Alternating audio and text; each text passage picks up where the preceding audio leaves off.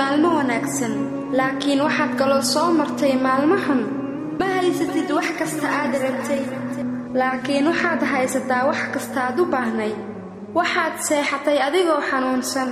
laakiin waxaad soo toostay adigoo caafimaad qaba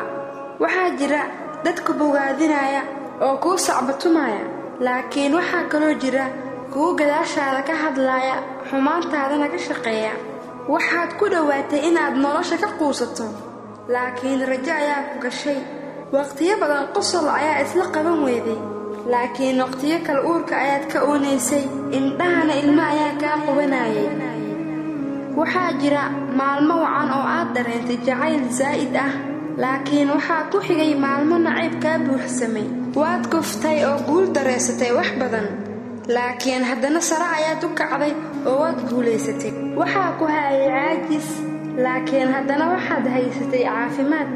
dhammaan waxaanoo dhan waxay u dhacayaan sababtoo ah waad nooshahay noloshana waa imtixaan laga yaabee in noloshaada aysan u socon sida aad u qorshaysatay laakiin qorshaha alle ayaa ugu wanaagsan laga yaabee in noloshaada aysan barwaaqasnayn laakiin way barakaysan tahay ku xamdinaq allah subxaanahu wa tacaala sababtoo ah waxaa intaa ku soo gaartay fadliga iyo naxariista eebbe mar walbana ku dadaal inaad dhahdid alxamdulillaah